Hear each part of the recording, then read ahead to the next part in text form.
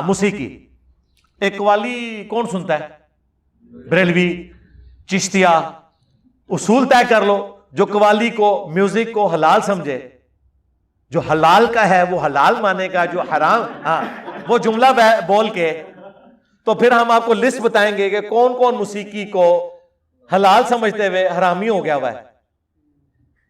پھر میں نے بات میری وہی تھی، میں نے یہ آپ کو ایک سمجھ لے ماسٹر کی دے دی ہے. اصول طے کرنا ہے، سارے چشتیہ فارغ ہو جان گے جی، میرا نمبر بعد ہی چاہے گا. جو میوزک کے اوپر فتوا دیتا رہے نا وہ سارے فارغ ہو جائیں گے. یہ تو کہتے ہیں تالی بجانا بھی حرام ہے. ہاں جی، بخاری مسلم میں ہے کہ نبی علیہ السلام نے کہا عورتیں امام کو اس طرح غلطی پر مطلع کریں، اس کو تصفیق کہا ہے. یہ تالی نہیں ہے. اور مرد کہیں سبحان اللہ.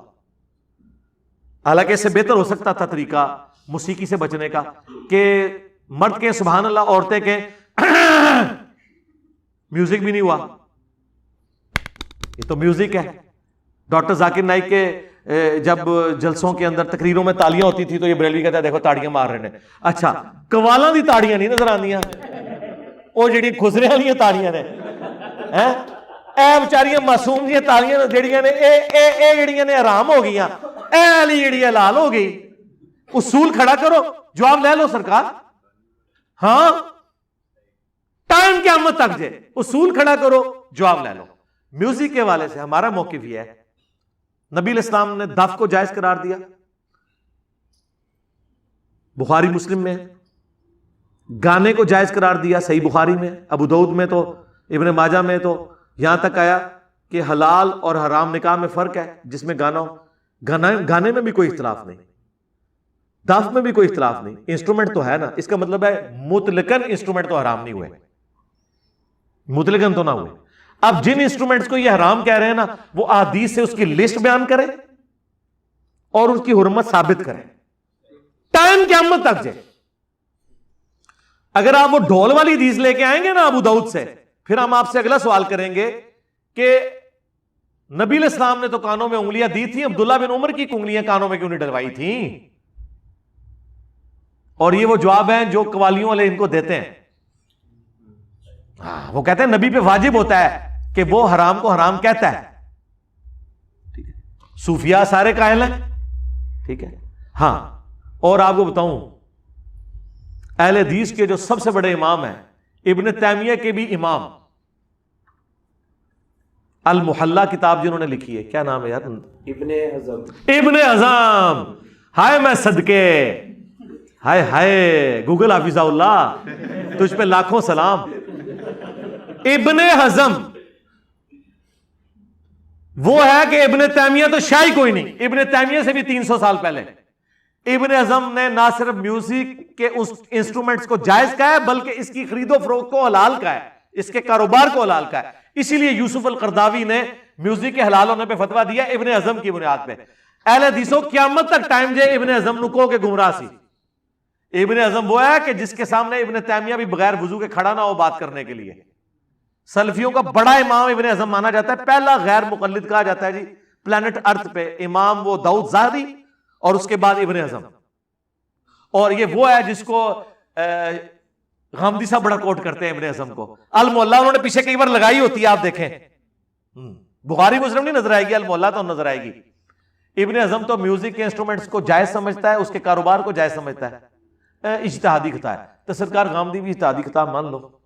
وہی گل، پہلے اصول طے کرو، اس اصول سے سب کو گزاریں، پھر آگے چلیں.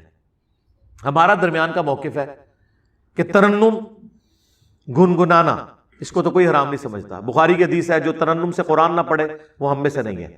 سرکار یہ مشاری جو کچھ کر رہا ہے قرآن کے ساتھ، یہ ترنم نہیں ہے. اور اگر قرآن ایسا نہ ہوتا تو ترنم سے پڑھا بھی نہ جاتا. میں تو چونکہ میں تو ایک فیلڈ ہے نا یہ، میں تو بعض اوقات ترنم میں بھی پوری پوری صورتیں پڑھ لیتا ہوں اس طرز میں، جس طرز میں قرآن سنا رہا ہوتا ہوں. تو آپ اس کو میوزک کہہ دیں گے، انسٹرومنٹ کہہ دیں گے. ہمیں گانے اور انسٹرومنٹ سے تب اختلاف ہے جس میں بے حیائی، عورتوں اور مردوں کا اختلاط ہو، کلمات کفریہ ہو اور دھما چوکڑی ہو، کہ اس کے بعد اصلاح کے بجائے جو ہے وہ اٹھ کے بندہ نچنا شروع کر دے، اس طرح میوزک نہ ہو. سافٹ میوزک اچھا، جس سے کوئی کلام ایسا جس کی وجہ سے آپ اللہ کی طرف مائل ہوں، ٹھیک ہے. اب یہ جو میں بندہ عاصی ہوں، گنہگار ہوں مولا، اس کے پیچھے بھی تو میوزک ہے، لیکن کیا توحید کا کلام ہے وہ جو حسنین خالد نے پڑھا ہے سرکار، کیا بات ہے. ٹھیک ہے نا جی. اس طریقے سے قوالیاں بھی جو توحید کے اوپر مبنی ہیں، بلکہ کئی کلام میں کہتا ہوں ہے تو وہ عشق مجازی والے ہیں، بس آپ وہ تصور نہ لائیں. تو جناب ناصر حسین کاظمی کی جو یہ غزل ہے، میری زندگی ہے تو، اس میں کبھی خدا کو فٹ کر کے کبھی آپ سنیں تو پھر میں آپ سے پوچھوں گا کہ حسان ابن ثابت کی نعت اشعار کے اندر اتنی جان کیوں تھی؟ اور آپ کی نیت کا ہے نا. اور بیوی خامن کو سنا سکتی، خامن بیوی کو سنائے. ٹھیک ہے.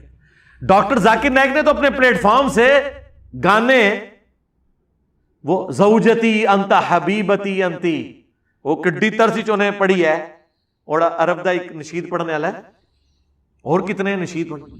اے ٹلے مسئلے نے، انہوں چھوڑ دو. سرکار عمر سیریز میں سے اگر آپ وہ میوزک نکال دیں، اس کی روحانیت ہی ختم ہو جائے گی. سر وہ جو میوزک چلتے ہیں اس کے، وہ اس زمانے میں لے جاتے ہیں آپ کو. سرکار یہ اللہ نے دنیا میں رکھا ہے نا، تو اگر یہ اس طرح کے معاملات ہوتے تو آپ کو بخاری سے لے کے ابن ماجہ تک حدیثیں بھری پڑی ملی ہوتی، جس طرح باقی گناہوں کے اوپر مل رہی ہیں. ایتھے نہیں مل رہی ہے ایک کھینچتان کے کبھی لاول حدیث کہہ دیں گے. سرکار لاول حدیث تے فضائل اعمال بھی ہے. وہ کہتے ہیں جی اس زمانے میں وہ سٹوریاں لے آئے تھے قرآن کے مقابلے پہ، تو آپ بھی تو فضائل اعمال اور فضائل صدقات لے آئے، میں انہوں لاول حدیث کہہ دیں. وہ کہتے ہیں اس سے ثابت ہوا کہ میوزک چونکہ اللہ سے دور کرتا ہے، تو سر جو میوزک اللہ کے قریب لے آئے پھر کیا بات کریں گے آپ؟ ہاں، اس لیے یہ میں اس معاملے میں اس لیے ڈھیلا رہتا ہوں کہ میں اس کے اوپر کوئی فتویٰ نہیں لگاتا. عمر سیریز کا صرف میوزک چل جائے نا سرکار، تو آپ اس زمانے میں پہنچ جاتے ہیں. ٹھیک ہے نا. کوئی نیگیٹو آپ کے اندر انٹینشن پیدا نہیں ہوتی، کوئی شہوت نہیں آپ کی بھڑکتی، کوئی نیگیٹو خیال نہیں آتا، تو اب آپ اس کے اوپر کیا فتویٰ لگائیں گے؟ اور پھر وہ مجھے ایک موسیقار نے ٹیلی فون پہ جب پوچھا نا، تو مجھے کہنے لگا اچھا مجھے بتائیں انجینئر صاحب، میوزک اگر حرام ہے، وہ سمجھتا تھا کہ میں یہ کہوں گا، خود ہی فتویٰ لاتا ہوں. اچھا اب میرے فتویٰ لگائیں کہ میں اگر یوں گنگناؤں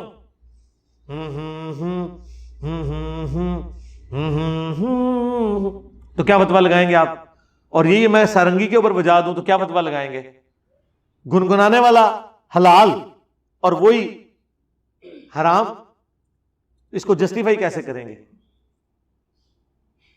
اور میں آپ کو بتاؤں یہ جتنے لوگ ہیں انہوں نے باقاعدہ یہ علم سیکھا ہوا ہے، یہ ویس قادری نے علم سیکھا ہوا ہے، تبھی اتنی طرزیں نکالتے ہیں وہ. ہاں، انہوں نے کسی ولی اللہ نے نہیں طرزیں سکھائیاں، یہ اسی فن سے سیکھی ہیں انہوں نے. اگر یہ فن حرام تھا تو کیوں سیکھا ہے؟ جتنے طرزیں بناتے ہیں نا سب نے سیکھی ہیں یہ چیزیں.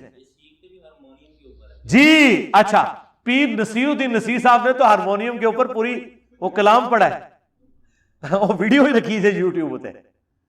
یہ مسئلہ ایسا نہیں ہے گا سخت جس طرح انہوں نے بنا دیتا ہے. اس سے یہ نہ سمجھیے گا کہ ہم یہ جو انڈیا کے بیہودہ گانے یا مائیکل جیکسن کے یہ فضول قسم کے گانے میں ان کے اوپر بات کر رہا ہوں، یہ تو آپ کو سننے کا دل بھی نہیں کرے گا. جو بندہ دیندار ہو گیا یار کوئی فضول شاید کوئی لاؤ کوئی سمجھ آوے کوئی گل ہو رہی ہوئے تو چلو میں سن لاں گا، ٹھیک ہے، وہ خود بخود آپ اس سے دور ہونا شروع ہو جائیں گے. تو ان ساری چیزوں کو دیکھیں. اگر آپ نے فتویٰ لگانا ہے ابن حزم سے لے کے ابھی تک جتنے لوگ ہیں وہ سارے کے سارے اسلام کے دشمن، شیطان کے ایجنٹ، وہ جو جملے انہوں نے رکھے ہیں وہ ڈکلیئر کریں. غامدی صاحب کا تو نمبر بعد میں آئے گا. وہی میں نے کہا تھا اگر اصول آپ طے کریں گے. یہی وجہ ہے کہ میں آپ کو اکثر جگہ فتووں میں ڈھیلا نظر آتا ہوں. میں کہتا ہوں نماز ان کے پیچھے پڑھوں گا، کیوں؟ مجھے پتا ہے کہ میں پھنس جاؤں گا اللہ کے حضور. اگر میں یہ اصول کھڑا کروں گا کہ نماز نہیں ہوتی تو کہیں میرے ماننے والے جو اسٹوڈنٹ ہیں ان کے پیچھے بھی نمازیں نہیں ہو رہی ہوں گے. میں ایک اصول بناتا ہوں کہ نہیں یار یہ اصول ہے نا، بینیفٹ آف ڈاؤٹ دیں گے، سب کو دیں گے. اس کی وجہ سے ہم فتوے لگانے سے بچ جاتے ہیں. واللہ یہ لوگ اگر یہ حرکت کرتے ہیں نا، اصول طے کرتے تو یہ فتوے لگانے سے بچ جاتے، تکفیر کرتے ہی نا.